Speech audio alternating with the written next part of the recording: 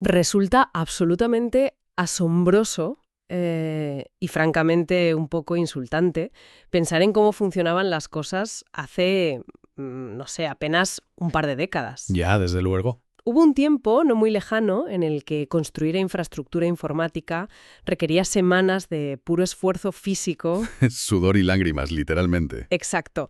Hablamos de cajas de metal pesadas, cables enmarañados que parecían nidos de serpientes enfurecidas Sí, el típico espagueti de cables. y el riesgo constante de perder un dedo al intentar atornillar un servidor en un bastidor en una sala oscura y ruidosa. Y hoy tecleamos unas cuantas líneas en un archivo de texto, pulsamos una tecla y mágicamente un centro de datos entero cobra vida en la otra punta del mundo. Con la capacidad de cómputo de un país pequeño, además. Es una locura. Es un milagro moderno que deja a quienes alguna vez nos peleamos con un switch de red a las 3 de la madrugada, pues sintiéndonos profundamente anticuados. Yo, como una humana normal intentando comprender estas máquinas divinas y caprichosas, admito mi derrota. Bueno, no seas tan dura contigo misma. A ver, es que para entender la mecánica pura detrás de esta brujería y cómo orquestar semejante poder sin provocar un cataclismo digital, nos hemos embarcado en esta inversión profunda. Y es vital desmitificar esa supuesta brujería. Totalmente. Como siempre, intento dar sentido a esto basándome en el artículo serio y competente que encontraréis en el blog nivelepsilon.com. Y me acompaña, por suerte, para aportar la cordura estoica a esta expedición, nuestra voz experta de cabecera. Hola. Y gracias por lo de estoico. La verdad es que hemos pasado de la ingeniería civil pesada, donde cada servidor era como una obra arquitectónica única, a un modelo basado puramente en la declaración de intenciones. Una declaración de intenciones que suena muy zen, pero que a veces es una pesadilla, ¿no? Claro, porque detrás de esa declaración no hay magia, ¿eh? Hay una orquestación implacable de interfaces de programación, las famosas APIs. Y sobre todo, un cambio radical en la filosofía de trabajo que llamamos DevOps. DevOps. Un término que, a menudo suena a palabra de moda vacía de un vendedor de humo, pero el artículo plantea una analogía doméstica que resulta dolorosamente precisa para cualquiera en este sector. La analogía de la cocina. Esa misma. Compara la creación de software con una cocina profesional. Los desarrolladores son los chefs. Su instinto natural es la innovación, la velocidad. Crear platos nuevos constantemente. Exacto. Crear el plato más vanguardista, usando esferificaciones y nitrógeno líquido, a menudo sin importarles lo más mínimo cuántas sartenes incendien en el proceso. Mientras que el equipo de operaciones, los Ops, pues actúan como los inspectores de sanidad y los gerentes de esa cocina. Los aguafiestas, digamos. Bueno, los que evitan que todo explote. Su directiva principal es la estabilidad, la higiene y evitar que el restaurante termine en cenizas.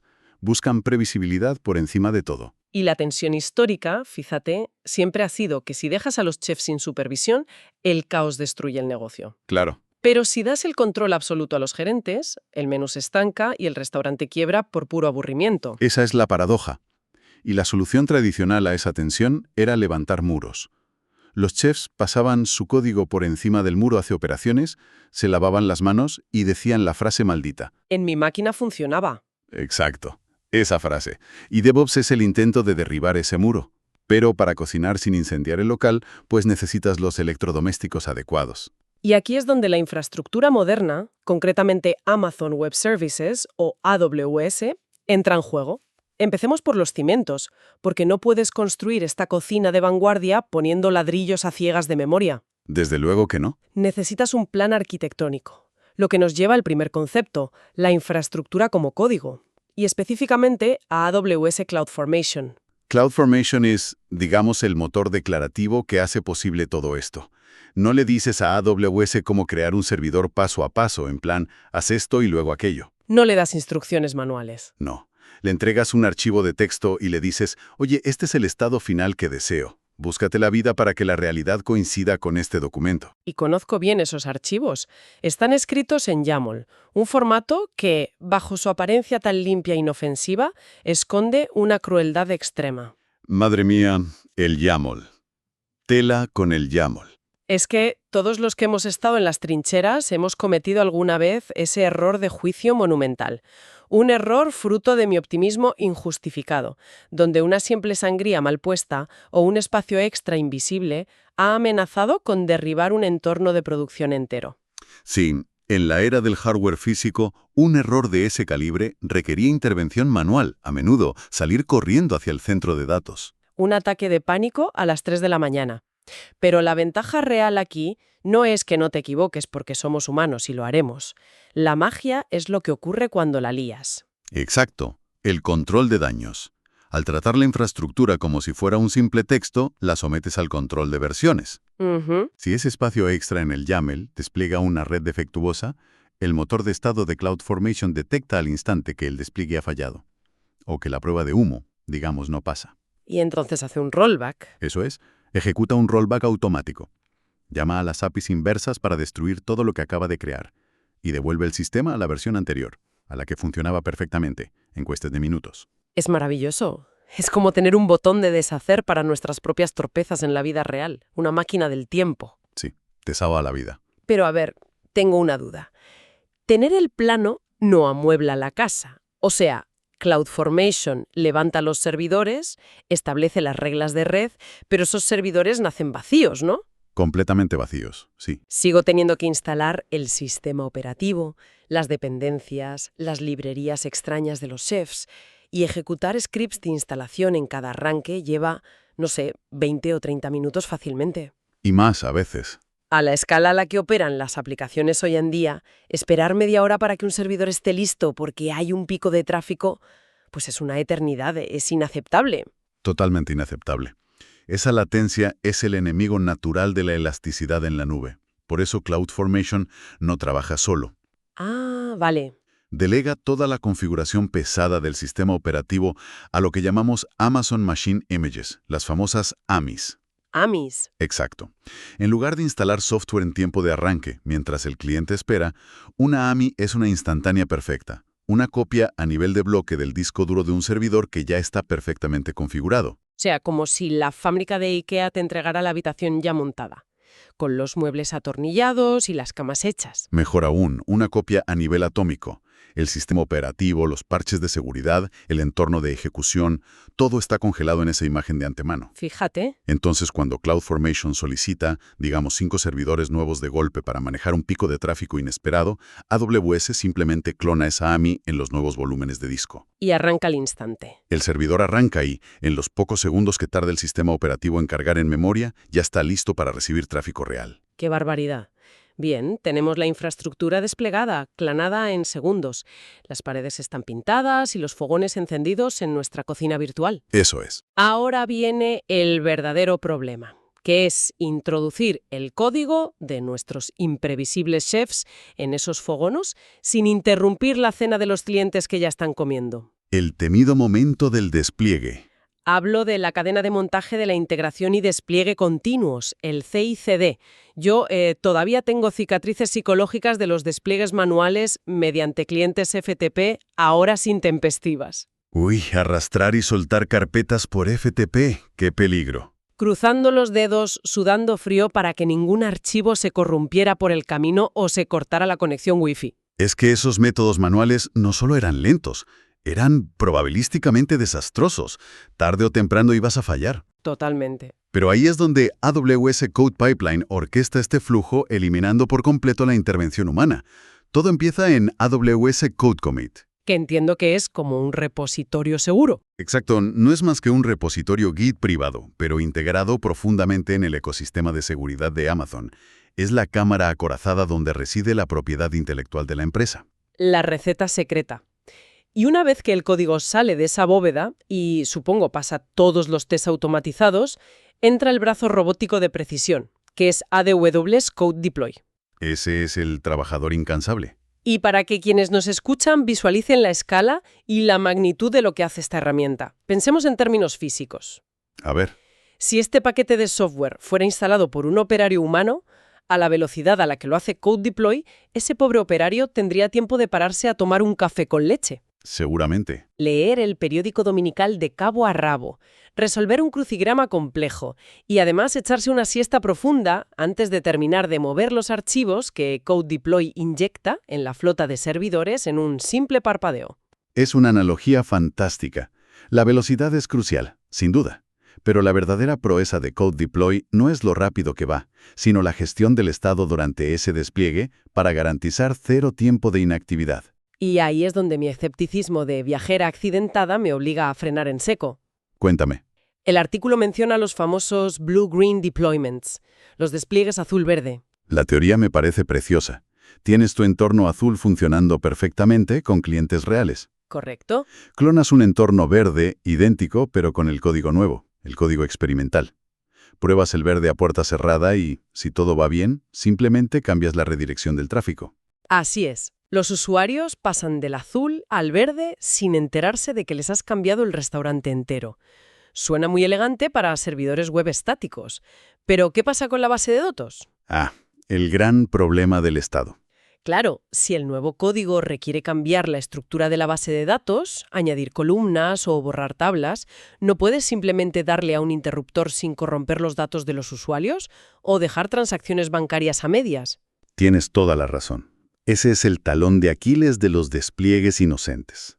Cambiar el motor del avión en pleno vuelo. Literalmente. Y requiere madurez real en la ingeniería. En un entorno blue-green que sea robusto de verdad, el esquema de la base de datos debe desacoplarse totalmente del despliegue de la aplicación. Explícame eso, porque soy la magia negra. Obliga a los desarrolladores a realizar cambios de esquema que sean compatibles hacia atrás. Es decir, primero actualizas la base de datos para que soporte tanto el código viejo, el azul, como el código nuevo, el verde. ¿Vale? ¿Entiendo? Convivencia pacífica. Exacto. Luego haces el cambio de tráfico a nivel de red con Code Deploy. Y semanas después, cuando estás absolutamente seguro de que el entorno azul ya no volverá a usarse y que el verde es estable, pues limpias las columnas antiguas de la base de datos. O sea que Code Deploy facilita el cambio de tráfico a nivel de balanceador de carga, que está muy bien, pero la disciplina de no romper los datos sigue recayendo en lo buenos que sean tus programadores diseñando la arquitectura. Exactamente. Ni siquiera la nube puede salvarnos de la necesidad de programar de forma defensiva e inteligente. ¡Qué lástima! Esperaba un botón mágico para todo. Bueno, pongamos que el código ya está en producción, sin romper nada, el tráfico fluye, los clientes comen felices. Todo va sobre ruedas. Aquí es donde la automatización empieza a rozar la ciencia ficción, con servicios como AWS Elastic Beanstalk. Leyendo sobre él en nivel Epsilon, me cuesta horrores no humanizarlo. Es inevitable. Es que lo veo como una especie de mayordomo victoriano, un administrador de sistemas ultra competente e incansable, de estos que no pestañean. Un Alfred de Batman digital. Exacto. Tú solo le entregas tu aplicación y él, de forma totalmente autónoma, te configura el balanceador de carga y monitorea la CPU de las máquinas. Si detecta que hay un pico masivo de visitas, porque hemos salido en las noticias, crea servidores nuevos sin preguntar. Y cuando el tráfico baja de madrugada y todos duermen, los destruye amablemente para ahorrarte costes a final de mes. Todo sin que tengas que intervenir ni sudar una gota. Es que Beanstalk abstrae la complejidad más tediosa. Detrás de escena lo que está haciendo realmente es crear esas plantillas de CloudFormation de las que hablábamos. Ah, él mismo las escribe. Y gestiona los grupos de autoescalado por nosotros. Es, digamos, un contenedor de servicios. Para equipos que solo quieren que su aplicación web funcione sin aprender toda la infraestructura subyacente, es la herramienta perfecta. Un hogar inteligente donde no tocas el termostato. ¿Y con un nivel de comodidad tan obsceno? El artículo también menciona a AWS OpsWorks, que por lo visto funciona por debajo con herramientas de configuración puras y duras como Chef o Puppet. Sí, eso es para un perfil muy distinto. Claro. Es que, sinceramente, habiendo probado el caviar que supone Elastic Beanstalk y ese mayordomo perfecto, ¿por qué alguien en su sano juicio decidiría volver al zango de gestionar recetas de configuración a bajo nivel? Bueno, a ver. A mí me parece un retroceso masoquista, complicarse la vida negociando comandos directamente con el sistema operativo. A ver, no es masoquismo, te lo aseguro. Es una necesidad vital dictada por el entorno operativo de grandes empresas. Beanstalk es fantástico para aplicaciones web estandarizadas, típicas. ¿Vale? Pero imaginemos una infraestructura heredada gigantesca, o un entorno gubernamental de alta seguridad donde necesitas, por ejemplo, modificar parámetros específicos del núcleo de Linux en tiempo de ejecución. Uf, palabras mayores. O gestionar cientos de microservicios que requieren unas reglas de red muy inusuales. Beanstalk te da una caja negra muy bonita que funciona sola, sí. Pero no puedes ver qué hay dentro. Exacto. OpsWorks, en cambio, te da el bisturí para operar a nivel de configuración interna en miles de máquinas simultáneamente. Te permite mantener un control granular capa por capa, manteniendo la consistencia a través de agentes instalados en cada servidor. Entiendo. O sea, que a veces necesitas operar a corazón abierto en lugar de solo recetar unas aspirinas para el dolor de cabeza. Precisamente. Pero claro, esto nos lleva a un problema logístico masivo, fíjate. Beanstalk, o los grupos de autoescalado, crean y destruyen servidores constantemente según la demanda. Sí, continuamente. Es decir, nacen, sirven páginas web durante una hora y luego mueren para siempre. Son fantasmas. ¿Cómo demonios monitorizas una flota de servidores que son efímeros? Ese es el gran reto. Si un servidor produce un error crítico que arruina una compra y 5 minutos después el sistema lo destruye porque bajó el tráfico, el registro de ese error desaparece con el servidor, ¿no? Y dirigir esto debe ser como dirigir una fábrica desde una habitación sin ventanas. Es una analogía perfecta. Por eso es indispensable centralizar la visibilidad. Y ese es el territorio exclusivo de AWS CloudWatch. La sala de control. Exacto. Con paredes enteras de monitores. No puedes depender de los registros locales de un disco duro que podría dejar de existir en 5 minutos. CloudWatch actúa como el sistema nervioso central de todo este caos. Vale. Todos esos servidores efímeros, justo antes de morir y durante toda su corta vida, envían constantemente sus métricas de rendimiento y sus registros a CloudWatch. Y no solo lo almacena pasivamente, ¿verdad? Tengo entendido que reacciona. Y esa es la verdadera clave de la automatización madura.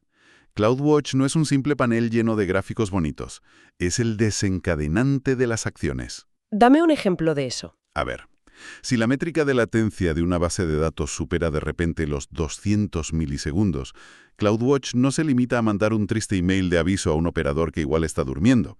Menos mal. Dispara una alarma que le dice directamente al grupo de autoescalado, oye, inyecta 3 instancias nuevas de lectura ahora mismo. La infraestructura, literalmente, se cura a sí misma basándose en su propia telemetría. ¡Qué barbaridad! Esa capacidad de autocuración me parece impresionante, sinceramente.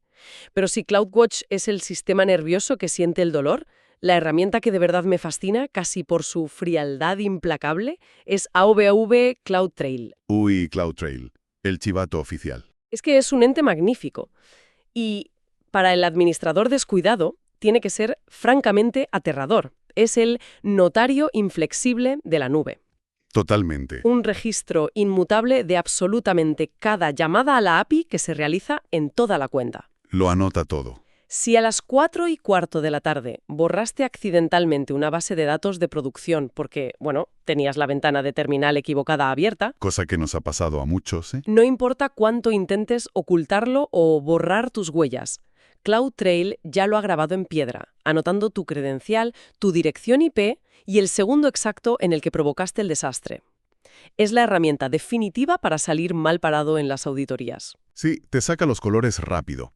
Pero fíjate, esa transparencia forense es lo que permite implementar el componente final y a la vez el más complejo de todo este ecosistema. Hablo de AWS IAM, o la gestión de identidades y accesos. Cuéntame más sobre ese componente. En un entorno donde enviar unos comandos de texto puede destruir centros de datos enteros en segundos, la gestión de identidades no es solo un control de seguridad más, es el muro de contención principal. IAM aplica el estricto principio del menor privilegio. IAM, las siglas que provocan suspiros de puro agotamiento en los pasillos de cualquier empresa tecnológica. Sí, genera mucha frustración. A ver, en la teoría, lo del menor privilegio es intachable. Otorgar solo los permisos estrictamente necesarios. Pero en la práctica del día a día, gestionar políticas de IAM, lidiar con los roles cruzados entre diferentes cuentas, el famoso comando assume role, se siente como negociar con un burócrata obstinado. O con un portero de discoteca muy pesado. Exacto.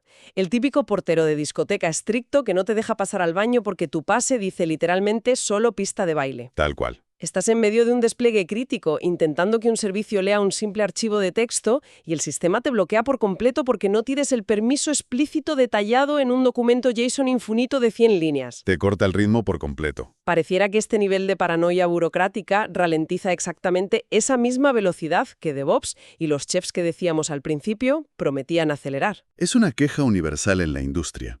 Pero, a ver, refleja un malentendido fundamental sobre cuál es el propósito real de IAM en un entorno en la nube moderno. ¿Así?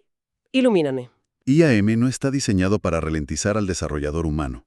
Está diseñado para contener el inmenso daño que puede causar la automatización si se ve comprometida. Vale, entiendo por dónde vas. Piénsalo así. En este modelo DevOps, ya no eres tú, el humano, quien despliega el código manualmente en producción. Es Code Pipeline.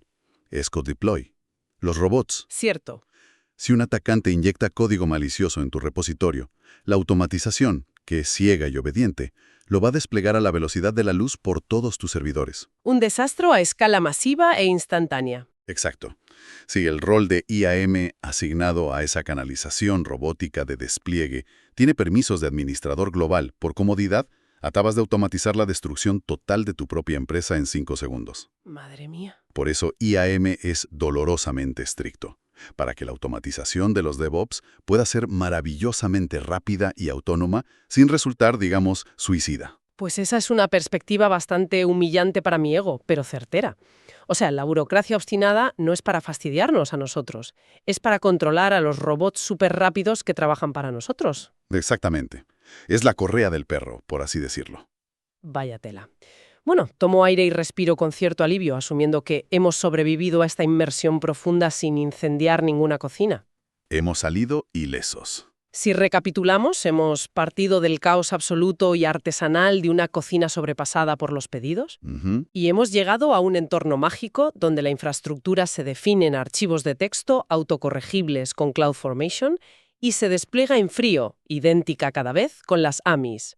Un salto evolutivo tremendo. Luego hemos visto cómo las cadenas de montaje robóticas de Code Pipeline inyectan el código nuevo sin detener el servicio a los clientes, sorteando trampas mortales de bases de datos con los despliegues Blue-Green. Y todo monitoreado. Claro, nuestras infraestructuras logran autogestionarse y escalar ante lo efímero con CloudWatch, mientras un notario invisible, CloudTrail, y ese guardia de seguridad implacable del que hablábamos, IAM, garantizan que toda esta automatización veloz no se convierta en nuestra perdición. Es un ecosistema completo que, cuando todas las piezas se engranan correctamente, transforma semanas de esfuerzo físico y riesgo operativo extremo en una coreografía digital precisa que se ejecuta en cuestión de minutos. Y, sin embargo, fiel a mi naturaleza empírica y un poco cínica, tengo que añadir una ironía final a todo esto. A ver.